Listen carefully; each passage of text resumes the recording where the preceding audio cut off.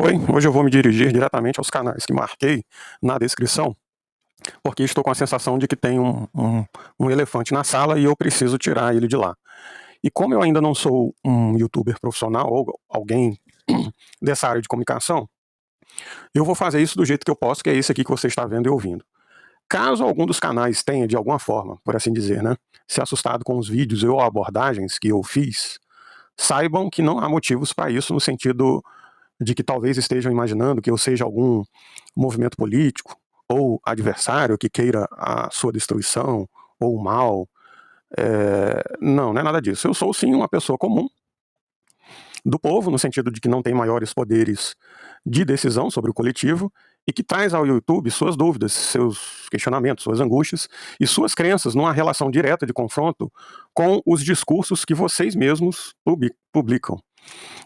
Confronto em que sentido, Beluga? No sentido de que muitas vezes eu vou desafiar aquilo que você mesmo diz, as ideias que você declara publicamente aí nos seus vídeos, no intuito de exercitar essa coisa chamada de discernimento e ética. Ética essa entendida por mim através dos discursos do professor Clóvis de Barros Filho. Então, não tem mágica, não tem mistério. Eu estou me dirigindo realmente a você aí que produz o vídeo. E você é você, seja você o Nando Moura, seja você a Ritinha barra Guilherme, seja você o Renan Santos, seja você o Wagner Tomazoni, seja você o Tamir Felipe, o Henry Bugalho, o canal Realidade Efervescente 2.0, ou o canal Espectadorando, ou o Cadê a Chave lá da Nilce, enfim, muitos outros canais que se eu for citar, a gente sai daqui a 1 hora do vídeo. Então, eu já entendi que muitas vezes isso chega primeiro na equipe. Alguns youtubers são tão grandes que ele mesmo só vê isso aqui depois que passou pelo editor, assessor, céu, ou sei lá mais o que tem por aí, entre o youtuber e a mensagem. Mas, mesmo assim, eu ainda faço isso tentando falar com aquela pessoa. Exemplo, quando eu me dirijo ao Renan Santos do MBL, eu realmente estou me dirigindo ao Renan. E aqui eu espero que você tenha maturidade o suficiente para já ter entendido que eu não acredito no afastamento das pessoas porque elas pensam dessa ou daquela forma. Então eu me dirijo não só ao Renan, como ao Guilherme ou à Ritinha. Só para ficar nesse exemplo clássico de youtubers que são como água e óleo. Mas por que você se dirige a essas pessoas? Porque em algum momento eu parei para escutar o que elas estavam dizendo e eu acreditei no que elas falavam. E aqui eu tenho que ter um cuidado especial com essa palavra acreditar, porque eu não me refiro àquela fé religiosa, mas sim àquela que em algum momento deu uma carta de crédito porque a pessoa estava falando. Porque só isso aqui já daria um vídeo completo, né? Pergunte-se como se estabelece a confiança entre pessoas que não se conhecem. Já parou para pensar sobre isso? Então, quando o Renan vai lá e diz que quer formar um partido porque ele gostaria de colocar pessoas lá no Congresso que tem um interesse legítimo de não roubar, eu aqui, enquanto pessoa, me sinto tocado por isso. Eu também quero algo assim. Eu também quero um Congresso que não seja o mais caro do mundo, que os deputados e senadores não tomem suas decisões pensando, ou melhor, tomem suas decisões pensando no que é melhor para o bem comum. Mas como é que a gente vai confiar naquilo que o outro está dizendo? Como? Daí a necessidade desse discernimento, dessa exploração das ideias. Isso não é um videogame para mim. Eu não quero pautar o que você pensa. Eu quero entender melhor aquilo que eu penso, e por que eu penso o que eu penso, e por que você pensa aquilo que você pensa. E esse exercício, imagino eu, casa com aquilo que o professor Clóvis já vem há algum tempo dizendo por aí. Então, aqui nós temos várias situações cruzadas que podem causar uma grande confusão. Primeiro, eu tenho sim a intenção de monetizar esse canal. Não tenha dúvida sobre isso. Mas eu gostaria de fazer isso abraçando os valores que acreditam serem os melhores. Porque se fosse só para fazer por fazer, eu já teria feito um canal de cortes para o Pablo Marçal, um outro para a recém-criada fábrica de cortes do MBL, um outro para o Lula, um outro, sei lá, para o Bolsonaro, e ficaria aqui o dia inteiro fazendo cortes. Eu não precisaria nem falar nada, não precisaria me preocupar com texto, com roteiro, com nada disso, era só seguir o fluxo. Essa roda já foi inventada. Pega aí um monte de reportagens, corta os momentos que favorecem a fala dessa ou daquela pessoa e coloca com outra criatividade, um efeito, um sei lá mais o que, e joga aí na internet. E vai jogando, vai cuspindo corte um atrás do outro. Dois, eu não tenho a formação que muitos de vocês têm. Alguns youtubers aqui são bacharéis, mestres e até doutores naquilo que estudaram. Mas como eu já tive a oportunidade de dizer em vídeos que produzi, eu realmente acredito que é preciso um diálogo entre diferentes níveis. Ainda que isso não seja muito confortável do ponto de vista de quem é acadêmico. E pelas mesmas razões que sustentam os valores da democracia e da ética. Para quem é acadêmico, já entendeu as implicações de você se trancar aí e só falar com quem fala a sua língua. E aqui eu não falo isso em desdém ao mundo acadêmico, não é isso. Mas na esperança de que este também se abra para outros horizontes.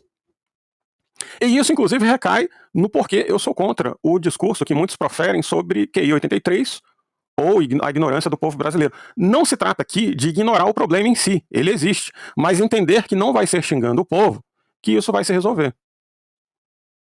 E eu vou abordar isso em vídeos futuros aqui no canal. Terceiro ponto, e o mais importante deles. As redes sociais nos dão uma oportunidade única nas mãos.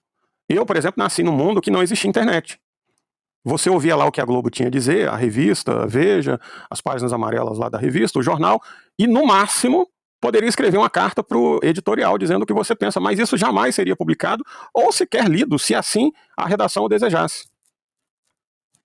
Não tinha como ter contraponto, a não ser um outro veículo que resolvesse contrapor o que aquela revista ou jornal estava dizendo. Fora isso, não tinha. Hoje é diferente. Bom, diferente em relação ao que era, né?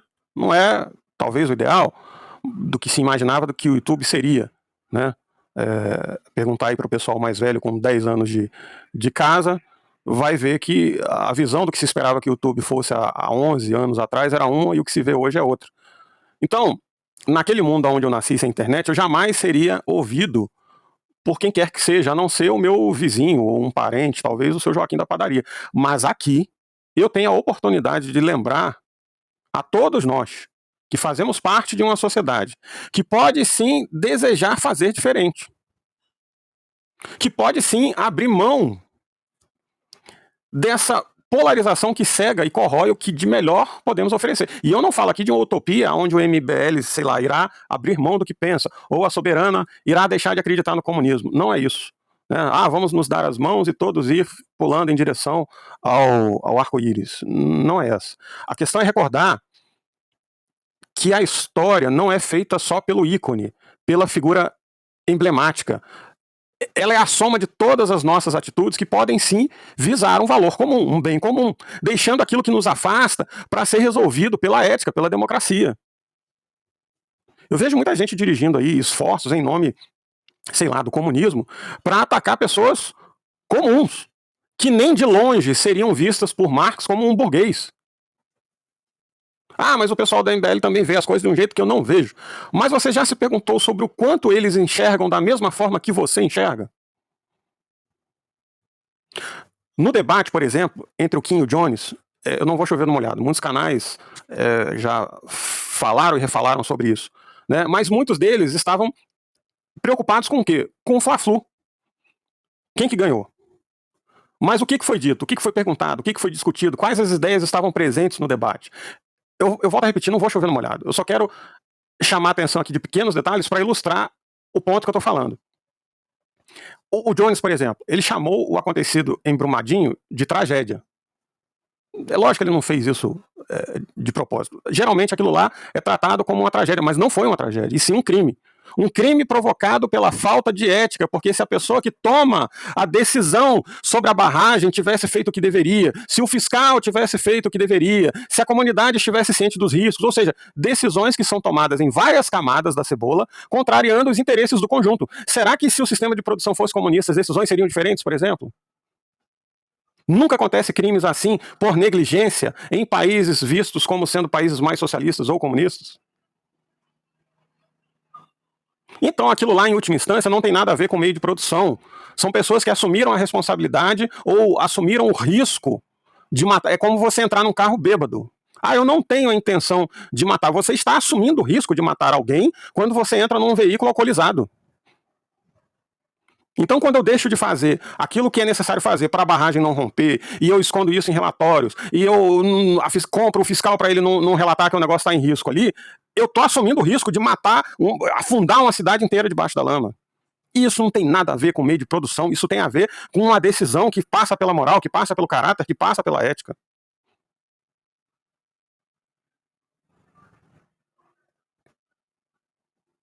O canal Marcelo Andrade, que, ao meu ver, tem um pensamento mais à direita, chamou a atenção, quando ele estava analisando o debate, para algo que a Ritinha Von Hunt já havia dito naquele mesmo vídeo lá. Ou seja, a falta de relação entre A e B. Como assim, Beluga? O fato do presidente ser de esquerda ou de direita não faz do governo um governo de direita ou esquerda. Muita gente vota no Lula, por exemplo, achando que está votando na esquerda. Pergunta para a Rutinha quão diferente ela acha que é a política econômica do governo Lula pro do governo Temer ou do Bolsonaro. Vai lá perguntar para ela. E nesse sentido, apesar de estar em posições antagônicas, o Marcelo Andrade e a Ritinha dizem a mesma coisa. Observem que não há relação entre o corpo e suas ações. Não há relação entre Lula dizer que é de esquerda e a prática política do governo. É mais ou menos como o brasileiro diz, passa lá em casa. Qualquer relação do que ele está falando com o que realmente ele quer dizer. Passa lá na casa dele para ver se era isso que ele estava dizendo. Então, por que esse esforço para imbecilizar a população de tal forma a fazê-la acreditar que votando no candidato X ou Y, por exemplo, necessariamente você está votando na esquerda ou votando na direita? O que é que o programa dessa pessoa propõe? Em quais projetos eles já votaram? E esses projetos eram de esquerda ou direita? Então, o meu apelo vai para que tomemos consciência de que a história é feita por todos nós, todos os dias. E que nós temos a chance de fazer diferente. Mas eu só tenho 88 inscritos, mas o outro ali tem 100, então já são 180. O outro tem 1.000, o outro tem 1 milhão. O Brasil tem o quê? Mais de 200 milhões? Não é isso? Nós podemos fazer essa diferença, e isso não tem nada a ver com ser de esquerda ou de direita, isso tem a ver com pessoas que olham para o que está acontecendo e decidem fazer diferente. Podemos ser como fiscal lá na barragem, continuar ignorando o problema, mas vamos seguir aí em frente do jeito que está, ou podemos fazer o que está ao nosso alcance. E não tem aí a Liga Nerd, não tem aí a Soberana, não tem aí o MBL, os ANCAPs, o pessoal lá da Brasil Paralelo, o ICL, o pessoal do Alta Linguagem e vários outros canais mais ou menos organizados que falam de filosofia, história e similares. Ou seja, são vários grupos organizados que podem todos abrir um bocadinho que seja do seu desejo individual, pessoal, dos seus projetos enquanto unidade, por um período de tempo que seja, para fazer uma campanha orgânica em prol do país. Não é possível que vocês não enxerguem com sinceridade como isso irá destruir e empobrecer nossas relações. Não se trata aqui de dizer que as pessoas não devam se politizar. Politizem-se. Mas não façam isso de maneira barata, tosca, pobre, que é essa polarização, onde o cara vota no candidato não porque ele apresenta essa ou aquela ideia, porque ele votou nisso ou naquilo, mas porque o cara é de esquerda ou direita, como se tivesse relação final com o que acontece na prática. Eu não acredito que vocês não enxerguem o quão destrutivo isso é para todo mundo. Mas eu tenho muito a ganhar com a polarização e muito a perder sem ela. Tem capital emocional que eu posso explorar nessa guerra. Os marqueteiros adoram isso. E aí eu recorro àquilo que eu já disse para o MBL, parece que eles não entenderam ou não querem entender. Às vezes, pode-se perder muito ao ganhar. Porque ganhar é um valor. Mas como se ganha pode ser um valor maior ainda. Beluga, mas isso é um jargão já repetido por você. E quantas vezes eu preciso repetir isso para que a gente faça alguma coisa?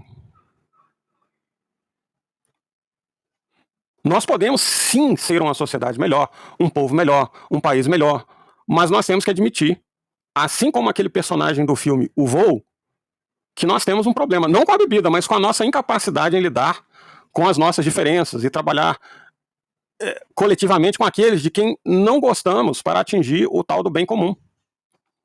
Isso não precisa ser um movimento do partido A, B, da bandeira ideológica tal ou tal. pode ser só a nossa vontade, pessoas comuns, que possuem a oportunidade de dizer a outros que podemos fazer diferente e ajudar a refletir nessa direção. Eu sozinho não sou ninguém, mas nós, independente das nossas diferenças, somos aquilo que fazemos e o que nós queremos fazer diante do que eu acabei de dizer. Pense, reflita. O nosso país é a soma daquilo que decidimos fazer. Na sua opinião, Caterina Marques bebeu durante o voo?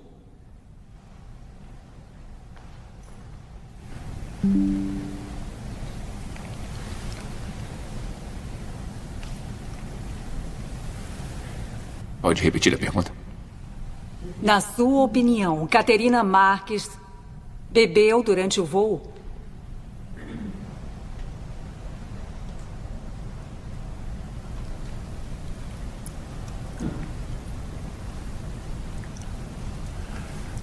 Me desculpe, eu o quê? Qual é a sua opinião, capitão? Já que o relatório toxicológico dela é o único admissível nessa audição e ele de fato deu positivo para álcool. Na sua opinião, Caterina Marques bebeu as 2 garrafas de vodka no avião?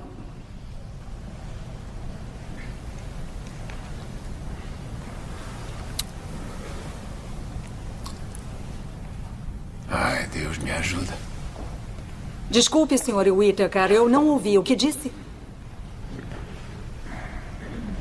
Eu disse Deus me ajuda. Sim, ótimo. No entanto, qual é a sua Qual é a minha opinião? opinião? Minha opinião é que Trina não bebeu a vodka. Como disse, Sr. Whittaker. Ela salvou a vida do menino. Isso... Pode falar mais alto, Sr. Trina Whittaker? Marques não bebeu a vodka. Porque eu bebi a vodka. Que história é essa? Objeção! Por favor, sente-se, senhor. Capitão Whittaker se enganou! Senhor, Eu bebi as Está garrafas me de ouvindo? vodka. Eu disse que por contesto! favor, fique sentado, senhor. Aqui não é um tribunal. Contesto mesmo assim! Eu bebi as garrafas de vodka no avião. Sr. Whittaker, nos 3 dias anteriores ao acidente, 11 de outubro... Em 11 de outubro, 12 de outubro, no dia 13, no dia 14, eu estava embriagado. Eu bebi em todos esses dias. Eu bebi em excesso. Na manhã do acidente. Eu estava bêbado.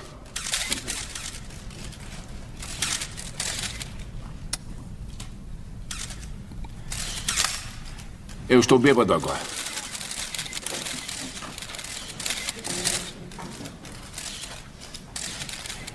Eu estou bêbado agora. Senhorita Bloch.